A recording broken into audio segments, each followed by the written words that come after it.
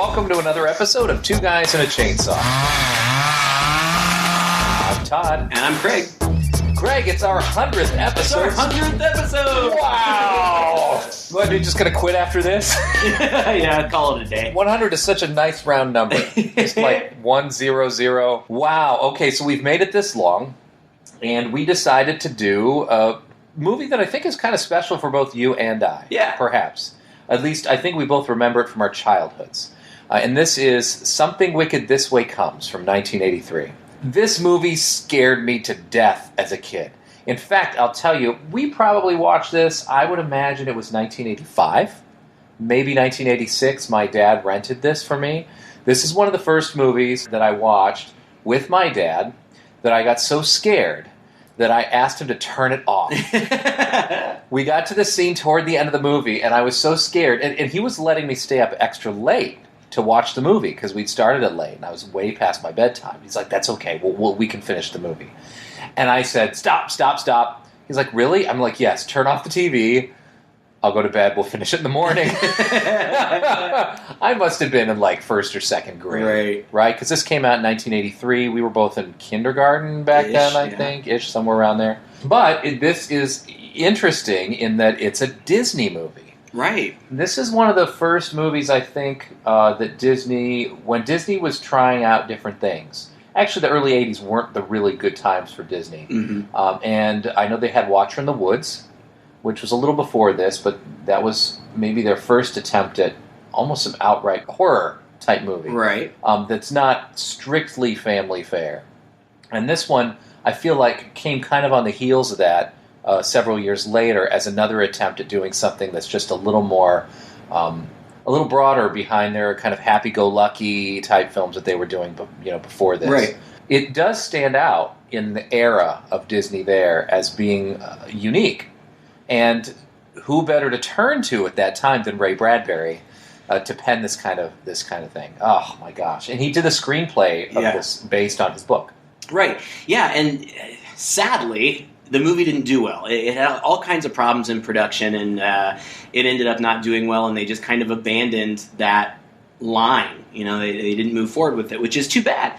Because even though you can tell that there were some reshoots and some things that maybe could have been better, I think overall it stands up as a pretty solid movie. And as we were watching it this time, I really forgot. I've seen this movie so many times, and every time I watch it, I'm surprised by how actually really dark they go with it. Yeah. I mean, it's PG, and rightfully so. It's not really violent. There's little to no swearing. I mean, it's fairly tame, but it features some dark themes and some really scary scenes, like you said.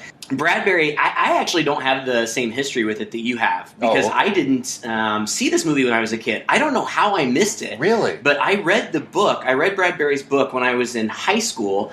I just picked it up and read it, off the library shelves. And this is one of, and I love horror movies, but I love reading horror too. And this is one of only two books that ever really, really scared me. Really? It was this and The Shining. Two books that, really got a kind of a visceral reaction out of me. And it wasn't until I started teaching high school that I found out that there even was a movie, and I was blown away that it had been around since the early 80s and I'd never seen it. Oh. So I ordered it off Amazon or something. I got it. And I was super impressed with the cast. I mean, this cast is amazing. The cast is really good. You got Jason Robards, who, very famous for both stage and screen, playing Charles Holloway, the father of these two young boys who the plot revolves around. And then you've got Jonathan Pryce as Mr. Dark, who is the central antagonist. And Jonathan Pryce, I knew from his work on Broadway. He originated the role of the engineer in Miss Saigon, and I was a big fan of that. But this was the first time I'd really seen him on screen. He was also the male lead in Evita much, much later. Is that right? Yeah. He's been on stage and in movies forever. And those two guys alone, I mean, they're powerhouses of acting, and they only really get one fairly big scene together, but just so much presence on stage. And then Diane Ladd is in there. Pam Grier is in there. So, like you said just before we started this movie, oh, by the way, Pam Grier's in this. And I was like, Pam Grier? And then I thought back, oh, yeah, she's the gypsy, the fortune teller. Yeah. Oh, my gosh, yeah. It's so weird how she plays in this movie. She's just not Pam Grier in this at all, yeah. And I wouldn't have recognized her as a kid. I don't think I would have recognized her even today had I not looked it up. I mean, she's much younger. She's just gorgeous in the movie. She plays this really beautiful gypsy woman, which is actually one of the differences. In the book, she's like this old dust witch is how they describe her. And she's all wrinkly and dusty, and I think her eyes are sewn shut. And, different portrayal, but still, I like it a lot. Yeah.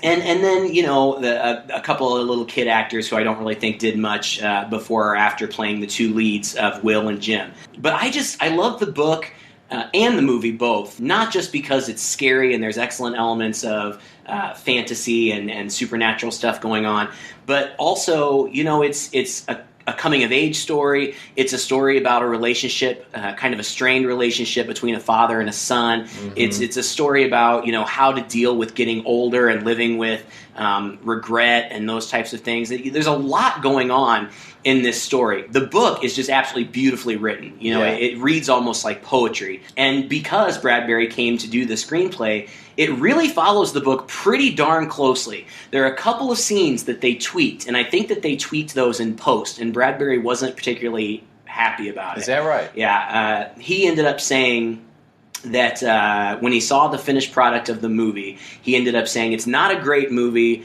but it's perfectly decent.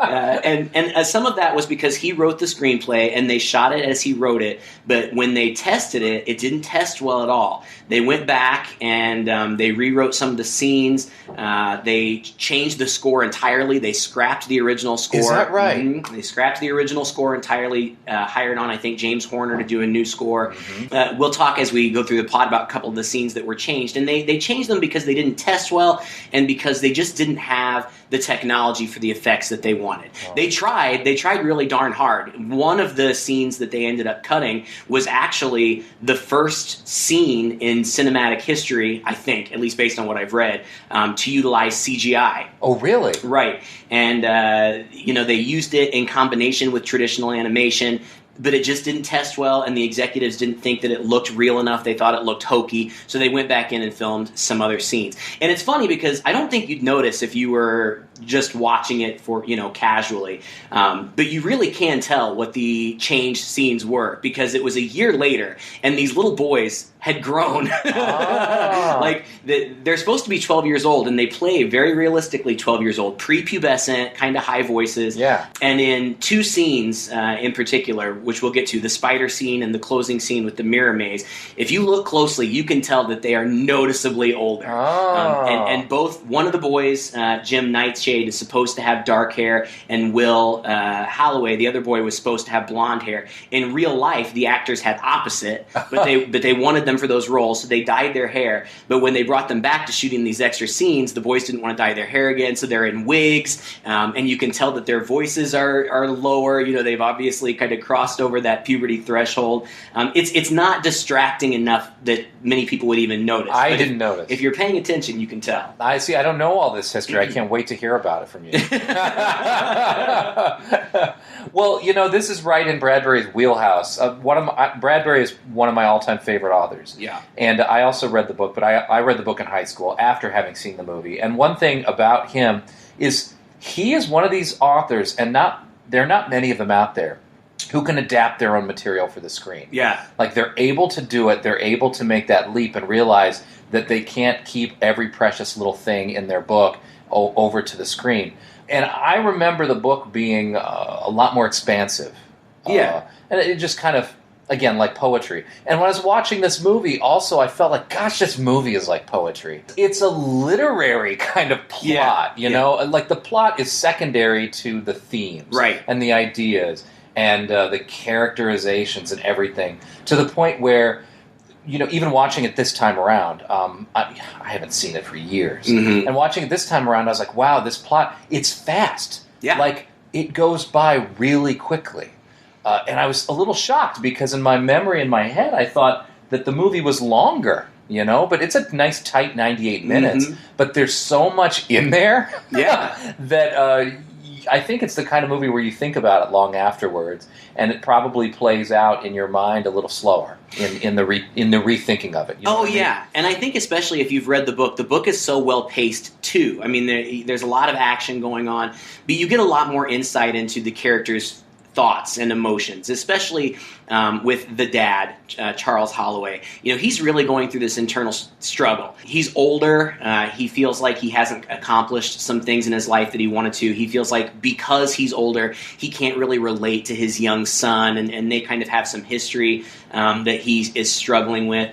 And I think that it plays really well in the movie, and Jason Robards does a great job, but you just get more of it in the book. I mean, watch the movie; it's fantastic. But if you're a reader, it's a great book too.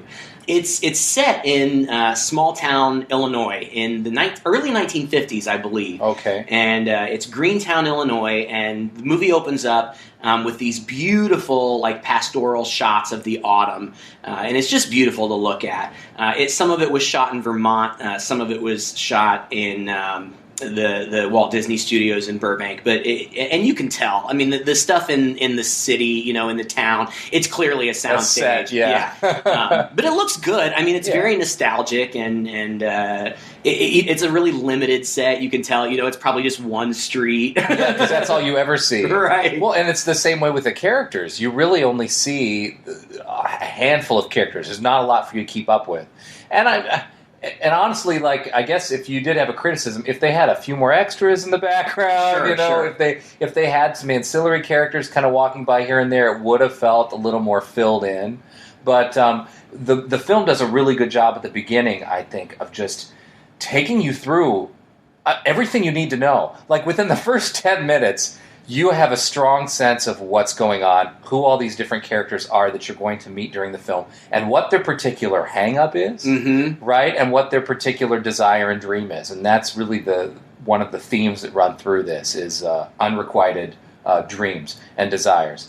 And it's just so skillful in the way that it does that. It almost seems effortless. And even with a little bit of voiceover at the beginning. Yeah. Lots of times when you got to resort to voiceover in a film, it's like, oh, really? Yeah. But Bradbury is so good that it's just like poetry. First of all, it was October, a rare month for boys. Full of cold winds, long nights, dark promises. Days get short, the shadows lengthen. The wind mourns in such a way you want to run forever through the fields. Because up ahead, 10,000 pumpkins lie waiting to be cut. It's funny. I don't want to shatter your dreams, but I don't think he wrote that. He didn't write that? I don't think he did. I think that's one of the things that they went back and put in post. The voiceover at the beginning. I think they didn't lift it from the novel, though? I don't know. Maybe they did, but I think they actually kind of went behind Bradbury's back and hired a secondary writer to clean some things up. Interesting. And I think that's one of the things. But, I mean, it fits very well within the tone of the piece. You never know. In fact, I think that it adds to it. It doesn't seem like a detraction at all. And it really just establishes this kind of nostalgic feel. And plus, I know you kind of grew up all over the place, but, this is rural America. This is home to me, small town America, and it's really easy to relate to. And that's another thing about the book that I think is so easy to relate to. Both when I was reading it when I was younger, granted I was older than the boys, but not that much. And, I remembered being an adolescent and prepubescent and all that stuff. And they're really relatable. You see yourself in these characters. I don't know, I can't speak for everybody, and maybe young ladies have a different experience, but I think, guys like us can really relate to that. And now, having grown up and gotten older, you start to see things from the dad's point of view. Yeah, you do. And we're not old yet. We're getting there. But, you think about what might have been, what could have been, and what, you could have done better, or how you could have lived a better life. And so there's just so much humanity to it that it really works, especially since it's not really that original of an idea. I mean, this is kind of a tale as old as time. Being tempted, by the devil or whomever, some evil force who's willing to grant you your every desire, but then that comes with a consequence. Yeah. And that's really the backbone for the whole movie. but you come to care about your central characters so much. Even the ancillary characters, like the townspeople, they're presented not as bad people, just as people who maybe are flawed in some way or maybe have some regret or something, and you can empathize and understand why they could be easily tempted, especially if they didn't know what the consequences were going to be. And it just plays out so well on a character level. Yeah, it's not like a Tales from the Crypt scenario where people get what's coming to them because they're bad, or they're twisted somehow inside. It's like you said, you relate to these people. They seem happy enough. Right? Well, first you've got Will Holloway and Jim Nightshade. Jim's the one with the black hair. Will is the one with the blonde hair. And they're, again, relatable because what is their biggest hang-up right now is who's older. Right. They're like born on the same day, apparently, but one was like an hour or two over the other one. Jim was. But yet Jim still wants to be older. He's the one who like really wants to grow up. And Will he even says something hilarious early on. He's like, well, I won't always be younger than you. Which is something a kid would say. Right. So you've got them and that, but they're just like yin and yang, basically. Right. They're almost meant, I think, in kind of a metaphorical sense, to be the same person. Absolutely. Right. I mean, you've got the blonde-headed light one who's still clinging to youth and innocence, and then you've got the darker one whose name is Nightshade, who really longs to be older and to have more experience. And you see it in the book. You see it here too. When they have an opportunity to like peep through a hole in the tent at the exotic dancing girls at this carnival. Will's not interested, but Jim is. That's right. They're right there on that cusp. Yeah. Between childhood and adolescence. Yeah, it's a metaphor for puberty right there. Yeah, that moment. And then it's that magical time. It's the magical summer that they'll never forget, right? The moment they crossed into manhood or whatever. At 12 years old, right before you're a teen. Yeah, it's just really poetic in that way. And then it takes you around town, again, I think a very skillful way where they're running around. And it does resort to quite a bit of voiceover. And again, it is a bit of a cheat. And I can see maybe Bradbury wouldn't have cheated that hard, but I think it works just because of again the language that they use is so good. The cigar store was owned by Mr. Tetley, a man obsessed with money. Morning, Mr. Corsetti. Mr. Corsetti, our barber, cut my hair 1,000 times, always talking about faraway ladies he would never know. I remember Ed the barman, yesterday's football hero. Still haunted by 40-yard runs down the dark fields of his dreams. The barman who's lost an arm and a leg somewhere. Yeah, I guess military service probably. That was my guess, right? But he longs for the days when he was a football star and much more agile. And then Miss Foley, who is the teacher, who's played by, what's her name? Oh, I don't know. I don't have her written down, I don't think. She was in a ton of these Disney movies at the time. And I remember her the most from Pollyanna. She played pretty much the same character with the same glasses in like every film. But, she's a teacher who's old, but the kids... And again, all of this is from the kid's perspective, right? Like, that's what's so cool about this movie is it puts you in this kid perspective. But as they're describing her, they say, I don't believe it, that at one time she was the most beautiful woman in town. Right. You just can't believe as a child that adults had these other lives and that they were younger and just like you at this one point. And so she's sort of pining for her beauty. And again, all this gets introduced to you like within the first 10 minutes. First as the kids are traipsing through town and you get this voiceover.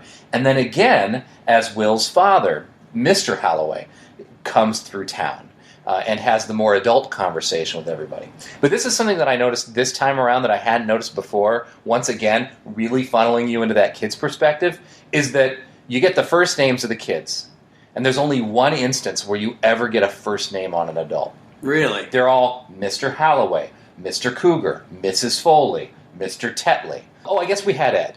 Yeah. But he's young. I mean, he's a younger guy. And everything else is Mr., Mr., Mr., Mr., Mr. And later on, when Mr. Dark is talking and tempting Jim, that's the thing he's saying here, Mr. Nightshade. He keeps calling him Mr. Nightshade, right? That's interesting, right? Because as a kid, everybody's Mr. and Mrs. You don't know their first names. Right. Yeah, it's just a subtle thing, but that's, I think, again, what makes this movie so brilliant. Well, or even if you do know their first names, that's not how you think of them. You think of them as Mr. or Miss or Mrs. or whatever. And we meet all these characters, and just briefly, but seamlessly. It doesn't really seem forced. It just seems, like natural exposition, kind of getting to know the town. But it is like the same 5 characters. Yeah. Oh, yeah. So- and that's true of the book too. I mean, we meet a few characters. We don't get you get the sense that this is happening to everybody in town, but we just kind of get to peek in at a few of the characters. Right. And also, I think he plays kind of a bigger role maybe in the beginning of the novel. But there's this lightning rod salesman named Tom Fury who comes around, and of course he's trying to sell lightning rods, but he also is saying there's a storm coming, which obviously, metaphor for what's about to happen in the town. And Jim buys a lightning rod from him and puts it up on his house. But then, basically, we get some nice interaction between the boys and their parents.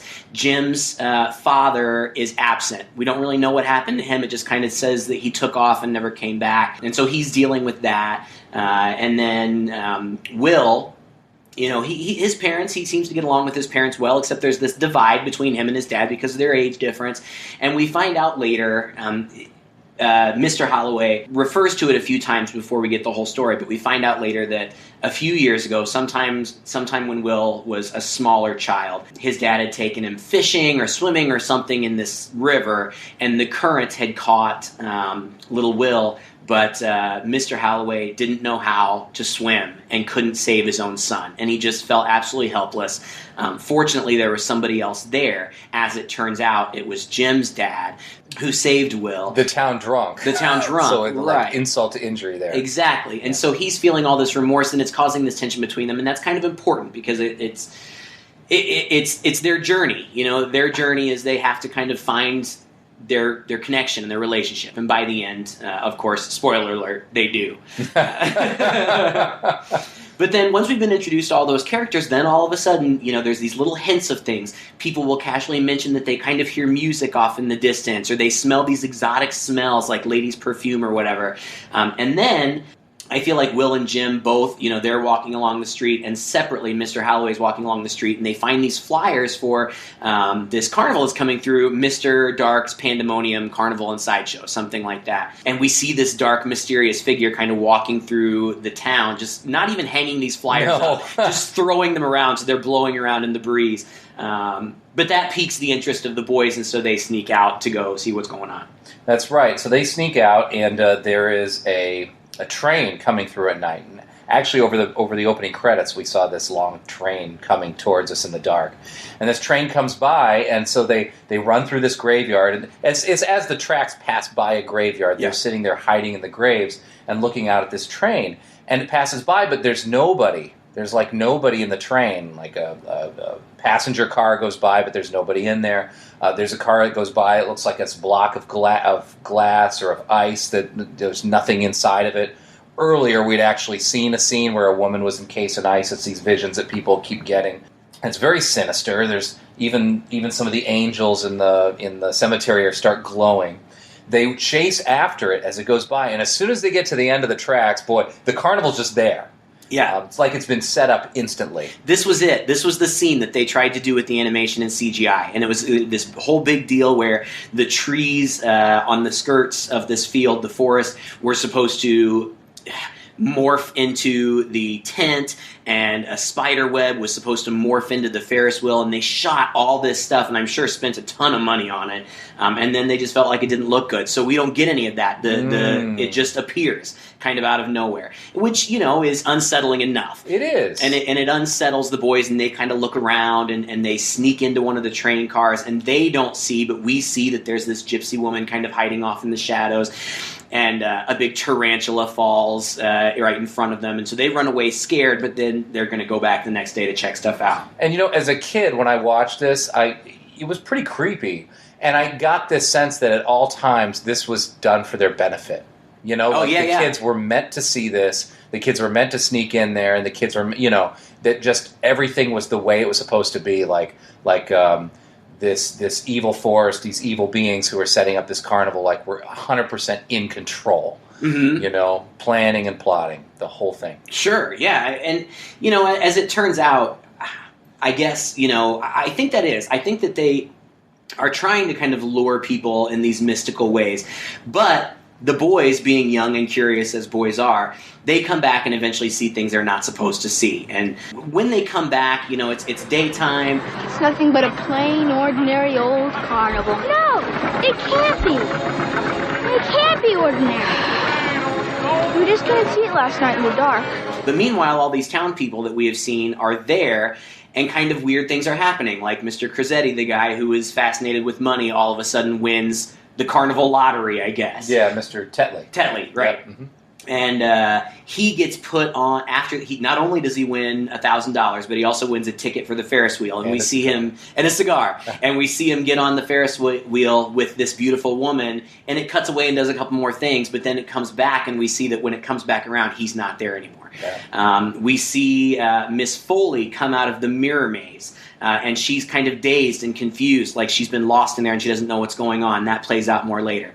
We see Ed, the guy who's missing the arm and the leg, win a strongman thing, that you hit the hammer and it rings the bell. He wins that, and he gets a ticket to the mirror maze. And when he walks up there, he sees himself reflected, restored, his arm and leg restored. And so he wanders in there. The guy was Crosetti, yep, that one. The one who, was fantasizing about women. He wins a ticket to this exotic dancer show, and the boys watch as he's in there. And at this point, I felt like for Disney in the 80s, this is pretty risque. It really was. They're belly dancers, but it's all lit in red, so it's not like they're naked or anything, but they kind of surround Mr. Crosetti, and then as they are spinning around him, and he kind of, you lose sight of him because some of the women are in front of him, but then they keep going, and you notice that his clothes are coming off. Yeah. And, that made a deep impression on me when I was a kid. I bet it did. I didn't even, completely understand it at the time because I was so young, but, I kind of more or less knew what was going on. But that's clever.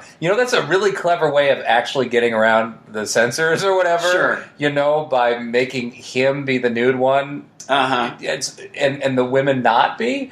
But it gets exactly the same thing across, right? It gets the same feeling across. And Jim is interested and wants to look, but they get chased away. At that point, Will and Jim go to the Carousel, which is closed. It's under a tent, and there's a sign up that says it's closed. But they go in there, and they're confronted by Mr. Cougar and Mr. Dark. Mr. Cougar doesn't play much of a role in the movie. He's bigger in the book, but he's Mr. Dark's partner.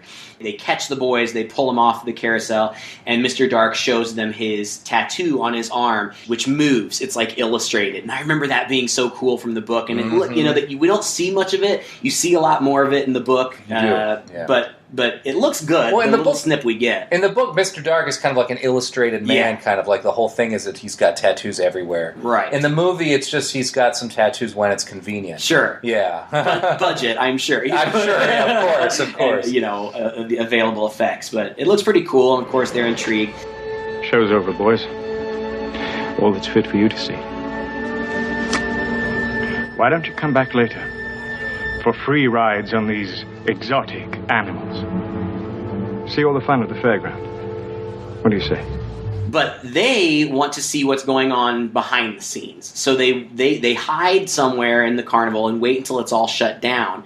And then they go back to the Carousel and they see Mr. Dark and Mr. Cougar. Mr. Cougar gets on one of the horses, and the Carousel starts spinning backwards. And the effect, it's the 80s. They did the best that they could. It's not very good. it's not great. It's a lot with light and animation that was put in later, I'm sure. It doesn't look terrible. No, it's fine. For its time, it's fine. But as he spins and spins around backwards, he becomes younger and younger and younger until he's this young boy.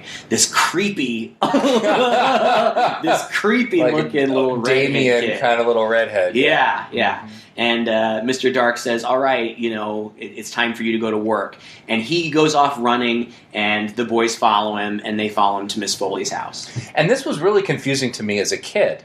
Because Miss Foley had earlier remarked to the boys, I'm waiting, my nephew's coming tonight. When they chase this kid to Mrs. Foley's house, they see that through the shadows of the window that she's with the boy. And so Jim runs up to the door and rings the doorbell amongst Will's protests. And she answers the door, my little whisperers, because they've been punished earlier. Right. And she invites them in. I made some cookies. And it's interesting because even in this case, at the beginning of the movie, Will and Jim are obviously like punished, like they were whispering in class or something that was a big deal in the 40s. Right. And I hate to say it, but sort of in a modern movie where, or at least in another kind of film where people would become stereotypes or cardboard cutouts, this is supposed to be the mean teacher, right? But she lets them in. She's a normal teacher, right? She lets them in. She's like, I made some cookies. Here, come meet my nephew.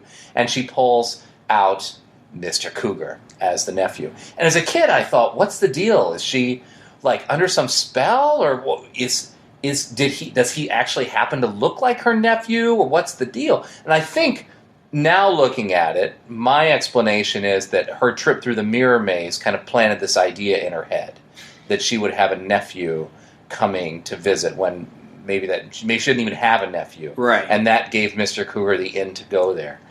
Even still, it's really dubious why Mr. Cougar needs to be there anyway. Right. What's he doing? Yeah. All these mystical and magical things can kind of happen without the presence of these people. So, yeah, it's just kind of a weird part of the movie that even watching it now, I still doesn't make a lot of sense. But it's creepy. Yeah, it is. And if I remember correctly, it wasn't really clear in the novel either, because I think that she does mention the nephew coming before the carnival even arrives. Oh, is that right? If I remember correctly. I don't know. But I remember, I've taught this book, and that's a question that students have asked me. I'm like, I don't know. Just go with it.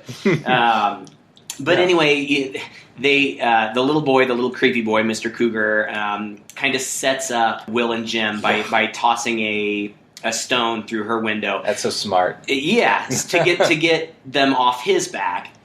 And so they run off. Well, there's another thing I don't think we mentioned, and there are these little scenes between Will and his dad.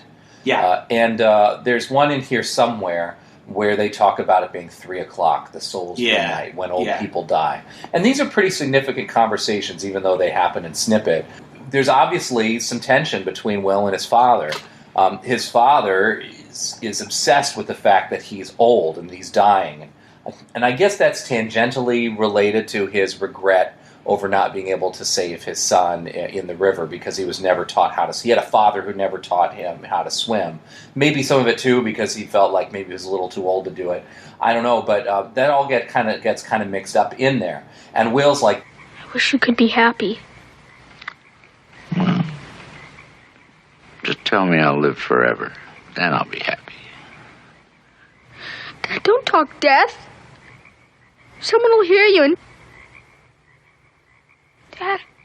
And it's funny because, they're talking about that river incident, and Mr. Holloway, I think is trying to apologize and say why he's remorseful, but he says something along the lines of, when you reach your twilight years, it's not what you've done, it's what you didn't do that you regret. And again, that's hard. And I think that it plays so well both in the book and the movie, where you've got this dad who wants to explain himself and wants to explain maybe why he's a little bit distant, but then you've got Will who's only 12, and it makes him uncomfortable. You don't know how to relate to your parents really at that point. You don't know what it's like to be older. And it's also funny just the way that we view aging so differently today. This guy's talking like he's got one foot in the grave. He's like in his mid-50s. Yeah. He would be considered young by many standards today. Oh my gosh. But it's sweet, and there are those nice moments. I'm glad you brought it up, because I've talked about them a little bit, but they're peppered throughout. And again, it's paced really well, so you get some action, and then it pulls back a little bit, and you get a little bit more of the character work. And I've just got to mention one little thing. Like, when they're running away from Mrs. Foley's house, this is just one of these little touches that makes this movie so good and tight, is that they're running through the empty street, and there's a really low shot of them running past a street we've seen like 10 times, past a barber's pole. And as Will runs, he stomps on a grate as he runs by, and it makes a clank sound. And this is kind of a subtle thing, but watching it today and knowing what's going to come later, that there's a grate that comes, it's just every little thing in this movie is foreshadowed. You get a little piece of what's to come introduced to you early on, even that freaking great. Yeah. And I was like, man, the director of this film really knew what he was doing. There's so much care placed into this. That's why it's so tight. Yeah, it's really well planned. Yeah. Again, then we kind of start to see the fate of some of these people, what's happened to them. Miss Foley is in her house. She's looking at herself in the mirror. She sees herself reflected back, young and beautiful, and she's thrilled, and she's begging, please, please, yes, please. She asks for it. Right, she asks for it, and then she gets it, but as soon as she gets it, as soon as she is actually transformed, then she goes blind. So it's like she can't even appreciate, her own youth and beauty. Yeah. And it's all those kind of things. Jim kind of I don't even think he says it. He says something about wanting to go back to the carousel, and Will says, If that darn merry-go-round could make Mr. Cougar younger, why do you think you'd be older if you got on it and went the other way around? Is that what you figured out in your little mind, Jim Nightshade?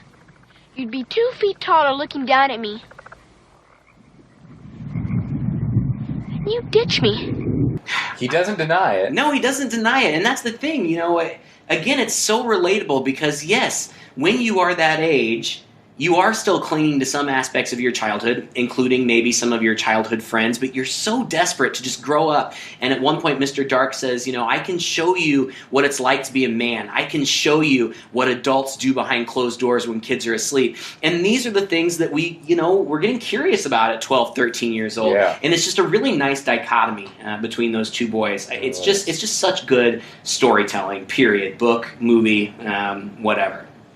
They end up back at the carnival, and they witness this scene where Mr. Dark is interrogating the lightning rod salesman, who he's got strapped into an electric chair. Dark desperately wants an estimated time of arrival on when the storm is coming. It's kind of silly when you break it down. Again, it's like a thing where this movie is more poetry than plot. Yeah. You just kind of have to go with this, right? Because right. Obviously a storm's going to come sometime. We learned later that it's basically the MO. This is how these things go. This is how these things go. Exactly. So the fact that he's torturing this lightning rod salesman, asking him for the ETA on the storm, is kind of superfluous. Right. And I don't remember, honestly, but I think that's something that's added in the movie. I think that the lightning rod salesman comes and goes in the beginning of the book.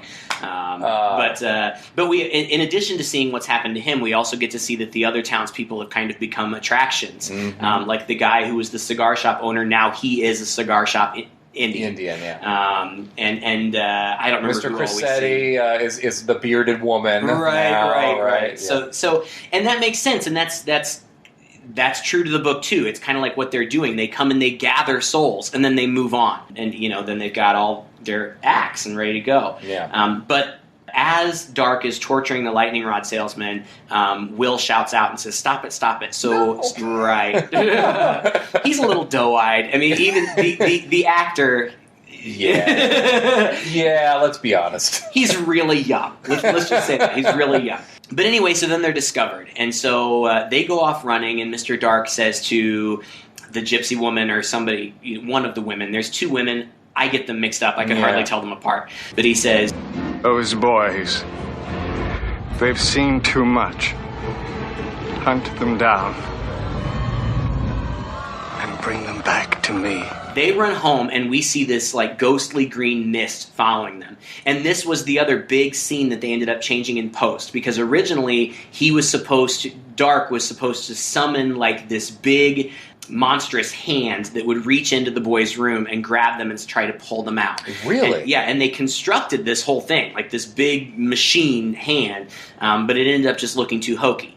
So instead, and this is the one where if you pay attention, you can really tell the boys are older. Instead, after they didn't test well, they went back and they reshot a scene with spiders. The boys, they're in their separate bedrooms, but their houses are close enough that there's a tree between them and they can kind of go back and forth between their rooms. Yeah, it's awesome. What we all wanted when we were kids. You see it in movies, hardly ever really happen. Yeah. But then they get beset by all of these tarantulas. And I guess they used over 200 real tarantulas. Now, they had fake ones, of course, too, to stick to the wall and and whatnot.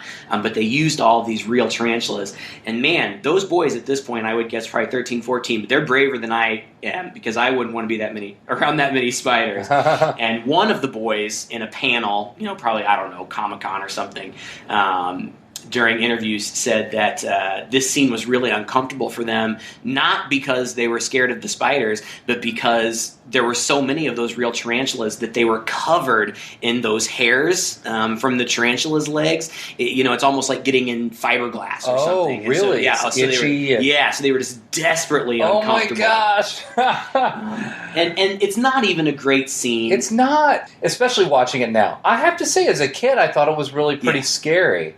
But as an adult watching it, you're like, okay, it's a bunch of spiders in their room. It replaces, sadly, and my partner doesn't like this movie. He likes the book, but he doesn't like this movie, and this is his biggest problem with it, is that this scene replaces what we agree is the scariest scene in the book, where the Dust Witch comes towards their house in this monstrous hot air balloon and is getting closer and closer and closer to them, and Jim eventually turns around and shoots the balloon with an arrow and it deflates. And the balloon is kind of presented as inanimate, but then in the book it's as though the balloon was actually some sort of living thing that they were utilizing. And the next day there's this carnival parade, and they realize that not only is it not just a parade, it's a funeral procession for the balloon, and it's a search party for the boys. Mm-hmm. Now, we still get the parade and the search party, and it is pretty ominous and scary, and they end up hiding under that grate that you talked about, which works great in the movie, one of the most tense parts of the book. Oh, it's great. It's a great. Yeah. The greatest grate you'll ever see. It's one of the most tense parts in the movie, too, because, again, the way it's filmed, you just know at any moment somebody's going to stare down into this grate and see these kids. And Mr. Dark is searching. He's looking left and he's looking right. And again, you see Mr. Corsetti, you see all these people, including Tom Fury, who's up in his chair, kind of being carried through. It's a creepy carnival parade. Throughout this whole thing, actually, Will is warning his father. He says, Dad, just be careful, something weird's going on. Mm-hmm. His father feels like something weird's going on, too. And as he's going through, he notices that the cigar shop has a sign on it that says, be back later. And a guy comes up to him, I think it was the doctor, comes up to him and says, look, Ed's bar is shut down. That never happens. And they're like, yeah, that's weird. And they go inside, and they see there's money in the cash register. At that point, Mr. Dark comes in and has a confrontation with them and says that he's looking for these two boys. And Will's dad just says, I've got to go out. Yeah. He walks outside, and there's this really intense scene between him and Mr. And what's intense about it is, all right, they're standing over the grate where the boys are. So there's this part of you that's like, oh my gosh, are they going to be... Because Will's father has seen them below. So he's trying to play it off. And Mr. Dark is standing right there, and he's interrogating Will's dad. And he says, these are the boys I'm looking for. And on one hand, he has Will's face tattooed, and on the other hand, he has Jim's face tattooed. You see that? Yes, I know him well. His name's, Yes? Milton Blomquist. And that's Avery Johnson. Yeah, fine boys, fine. Both of them quite a credit to this little town, if you want to know the truth. I do want to know the truth, sir. And the truth is that you are lying. You see, I already have their names. I got them from a blind girl. Used to be a teacher hereabouts. A poor creature by the name of Foley. Will is the fair-haired, and Jim the dark.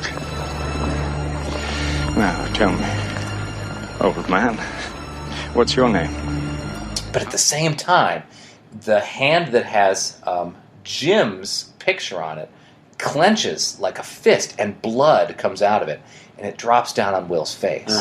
So there's this other part of you that's thinking, this guy knows that they're down there. Yeah, I don't know. I always wondered that. I wonder it too, but there's something poetic too here about the Jim's blood being on Will's head, and you're just waiting to see what's going to happen, and he ends up walking away. Well, and I think that it's such a great part of the movie and such a great part of the book because I don't know if you expect it, but in the real world, one would possibly expect a grown-up not necessarily to rat out the kids, but to say, get out of there. Not really understand the threat and the danger and think that they were just exaggerating it or something. But Mr. Holloway trusts his son and knows that if he's frightened, that there's got to be good reason for it. And that's interesting because the kind of relationship that he does have with his son seems to be more likely when the father is that much older. Yeah, maybe. And again, he's played as super old. He's only in his 50s. Right. He projects an air of knowing the world. Yeah. And having experience and stuff. And his son also has a kind of maturity. It's starkly as compared to Jim, as a matter of fact, the kind of maturity that his son has. Will is clearly, even though he's younger by an hour, he's clearly the more mature one. It's an interesting dichotomy, really, when you think about it, that the one who's slightly younger, who's not eager to grow up, happens to be the more rational, mature one than the other one who's older and eager to get there, right? Right. I don't know, that's a really odd mix. Well, and it carries into the next scene because there's a really touching moment where Mr. Holloway pretends to drop it, or he drops his cigar and bends down and kind of caresses his son's fingers through the grate, and he just says, "Come to the library later." And we cut immediately to that scene. End of the day. We waste no time. Right, and the boys are there. Will says something like, "I didn't think you would believe us." And he said, "Why not?" And he says, "Because we're kids." And the dad says, "That's why I believe you." Apparently, in the course of the last 45 seconds, Mr. Holloway has done research into the town history and has found that this has happened before. In fact, it's happened multiple times, always in the autumn, always with long periods of years between, but there are records of these people showing up and people disappearing and crops failing, all kinds of miseries falling on this town every so often. Yeah, and the record is his own father's diary. Right. Right, and they allude to his father earlier when we talk about him. They don't say outright at that earlier time that he's a preacher, but he talks about, "Oh, my dad had devils for breakfast, lunch. We had devils for breakfast, lunch, and dinner." But when and as an adult, you can read into that. Okay, he's a preacher, and I think it's significant. I think it's kind of interesting that his father was a minister and that he is the town librarian. It's sort of this lineage of, as the town librarian, he's sort of like the keeper of the town records, right? He's like the keeper of the town's knowledge. And his father, being a minister in an earlier time, would have served a similar role. Sure. And that everybody would have gone to him for information and for help and for all that. So it's like this lineage that passes down through them. In a way, it's a little mythical, right? That they're destined to be the ones to confront this evil time and time again, right? Because they're like the head. Yeah, and so we get this. It's a little late in the movie for exposition, I guess, backstory about these folks, and they're referred to as the Autumn people because they always show up in the autumn. But then immediately Mr. Dark shows up. They kind of they just kind of hear something and they realize that it's him, and so the boys hide. And then there's this scene between Jason Robards and what's the other, Jonathan Pryce.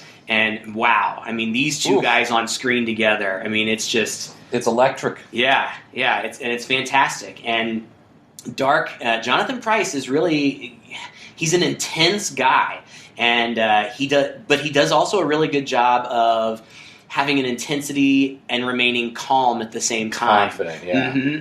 And he tries to tempt Jim out of hiding. Jim, you can be my partner. I can make you a grown-up. You can do everything you always wanted to do. You'll know everything grown-ups know. And it doesn't work. So then he starts trying to tempt Mr. Holloway, saying, "I can make you young again. I can make you a man of 30 in the prime of your youth. I can." And it's kind of an auctioneer kind of thing where he's ripping these pages out of these books like, "Here, I'm giving the opportunity at 30, going, gone." And he rips the page out of the book and throws it down. At 31, you're still young. There's still plenty of years left. Still time to learn how to swim. Like he's really digging the knife in. But my favorite part is when he gets to 40. 40, and here you're old.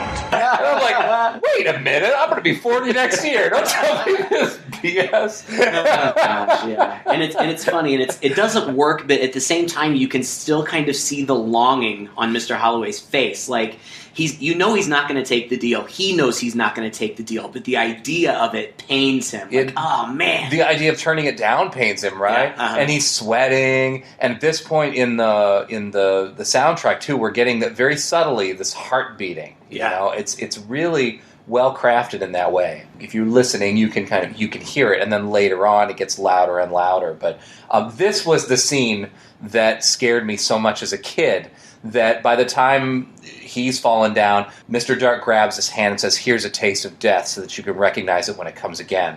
And he squeezes his hand and crushes it. Yeah, there's like a split second where it splits open. Kind of this gross but really impressionable scene. I mean, I remember that as a kid too. But just on the PG realm, right? Yeah. So he falls down and he finds the kids, and he's going through, are you under A for adventure? Yeah. B for boys? He ends up finding them. And the moment he comes up behind them and grabs them and tears them down, I said to my dad, turn this off. Turn this off. I'm going to bed. We'll finish this tomorrow. Oh, it was too much for me. It is intense because it feels a little bit hopeless. You know, it almost feels like the dad, Mr. Holloway, has kind of been defeated. Yeah. You know, he's still around, but he's been taken down and he's helpless at this point. And the bad guys have the boys and they're taking them off to the carnival. And it's scary in the movie. Oh, it's so scary in the book too, but he's talking to them. And he's still talking Jim up, but he's trying to scare Will. At one point he told Will, we've already got your mom. We took her and put her on the carousel and spun her forwards and backwards and forwards and backwards until she totally lost her mind. Then Will happens to see her out the window and he says, oh, maybe it was Jim's mom. So you know he's just bullshitting, right? But he wants to terrify this kid. And one of the parts that scared me the most reading the book, and it just goes by so quickly here, is he says to Jim, maybe we'll put Will on the carousel and spin him backwards and backwards and backwards until he's a little tiny baby and he can be a plaything for our friend here. And it's this little demented dwarf. And I remember reading that as a teenager, just thinking, that's one of the most nightmarish things you can imagine, being a baby but with the mind of an adult and just being or an adolescent, whatever, and being a plaything for this demented, twisted little creature. Still gives me the willies. But anyway, they end up back at the carnival, and this is where the big showdown goes down. And I have to say, the climax is a little bit disappointing, a little bit. And it goes by really quickly, and I don't even know what they originally shot. Most of the big stuff goes down in the mirror maze, which, again, they shot in post, so I don't know what that replaced. But frankly, the ending of the movie is a little bit more satisfying than the end of the book. Yes. But go ahead and tell them what happens. Just wraps it up. It's all, and again, if you really try to follow it point by point, it doesn't actually make a lot of sense. You have to see it as more, again, poetry and just the theme and idea of what's happening. But Will's dad comes into the carnival, and the boys, Mr. Dark has taken them in, and he's being welcomed by the dwarf into the mirror maze, and he goes into the mirror maze, and then we get lots of exposition. And this is where it really hammers you over the head with the themes, as if you didn't figure it out already, where Mr. Dark shows him the different mirrors. Here the mirror of dreams of beauty. Can Crossetti tell you of incredible loves he'd never lived? Over here! See, the mirror of riches beyond wishing, where Mr. Tetley is buried.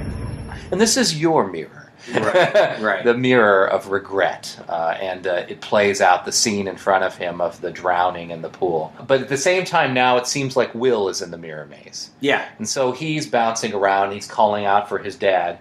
And then the woman, the gypsy woman, is in there too. And as Will's dad kind of comes to his knees in front of this scene, and the woman is over his shoulder, like she's finally enchanting pulling him right under her spell. Will screams out, I love you, and that's enough. Yeah, that's it. That's enough for Dad, so that he gets the courage to break through and no longer feel that regret. He bursts his hand through the glass, pulls him out, pulls him to him, and then all the mirrors just shatter everywhere. Right. And the woman herself, who is kind of glassy, kind of icy, mirrory or whatever, kind of shatters and is taken up. Yeah, Tom Fury comes Tom out Fury of nowhere. comes in, that's right. Comes out of nowhere. with a lightning rod and stabs her, and she explodes. That's right. And then we cut to the carousel where Mr. Dark is standing with Jim and promising him all these things. Let's get on the carousel.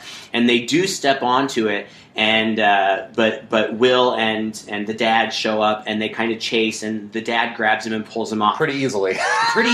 And this was a bigger deal in the book, because in the book it really makes a point of Jim wants to get on there and has to be torn off, and they don't get him torn off before he's gone around once. So at the end of the book, he's a year older than Will, and so he really has made that transition into adolescence, teen years, and so there's kind of a distance between them at that point. But what happens here in the movie is the storm arrives, and lightning strikes, and it strikes the carousel, and it malfunctions and starts spinning and spinning and spinning, and Mr. Dark is on it. And there's really some cool shots where it's like flashing between the carousel horses and then what would have been carousel horses, live ponies, way back in the day, and pandemonium in the circus. Everybody's running around. It looks like the spell has been broken on the townspeople, and they're kind of running around.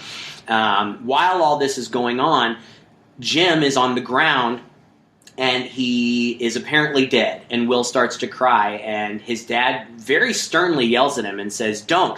This is what they want. They thrive on tears. They thrive on pain. This is how we'll get Jim back." And they start dancing. Yeah. Look, I'm a great whooping crane. Yeah. Oh, boy, that's embarrassing. Yeah. I want to talk about the end of the book in just a second, too, because it's not even as exciting as that. But Mr. Dark gets spun around so many times that he is just, a mummy, basically. The dwarf comes and collects his remains and takes him off. And then the whole carnival gets sucked up in this big cyclone, and it's over.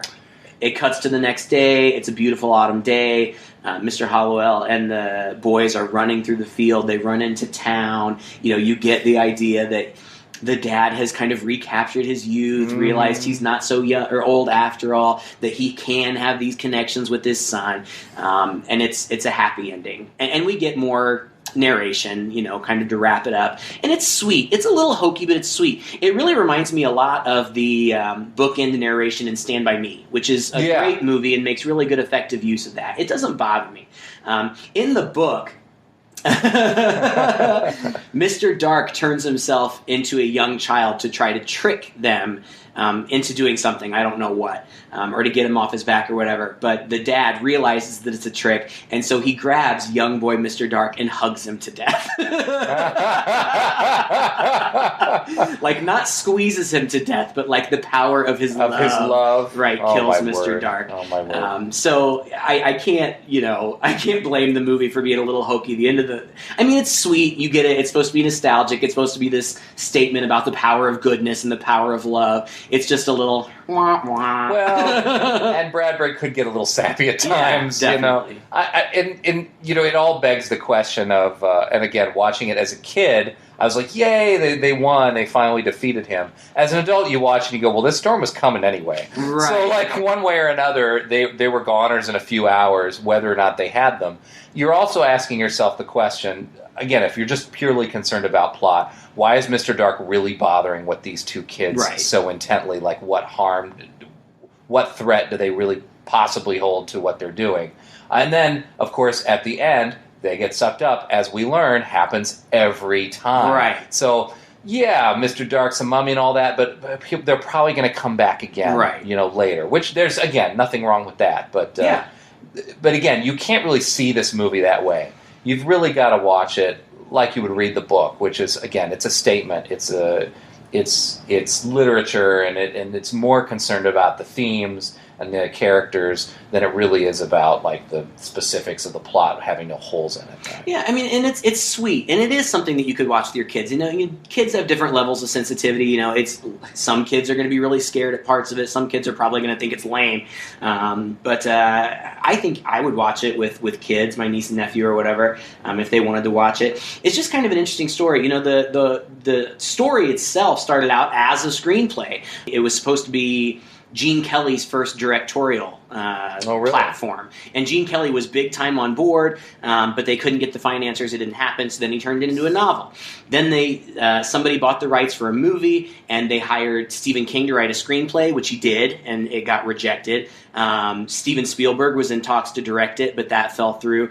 So eventually Bradbury adapted it himself. He was really pleased with how it turned out, but the studio wasn't, and so they changed it. It went through so many incarnations. Ultimately, while it's not a perfect movie, I just find it a lot of fun. It's really sweet. It's fun to watch. It's pretty to look at. There's good stuff going on. I give it a big thumbs up. And Jack Clayton, the director, had some previous experience with Bradbury. One of the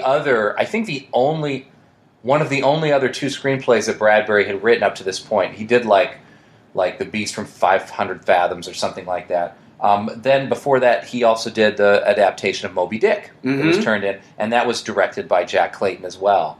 So it was pairing those two back up together for this movie, and I think it really works. Well, and Clayton clearly is a skilled director. He did Moby Dick. He also directed the 1974 version of Great Gatsby, which was a huge success and still holds up today. The Innocents. Have you seen that? No. No, because that's an older black and white horror movie that we should watch sometime that you're going to hate until you see it. Yeah, from 1961, and that's a creepy kid, creepy child movie as well. It's really good. We'll put it on the list.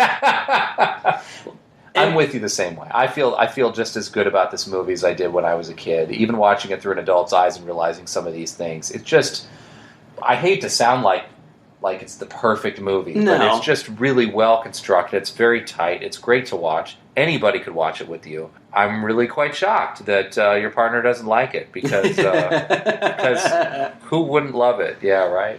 Yeah, he's probably just being difficult. No, but I mean, before we sign out of our 100th episode extravaganza, 100.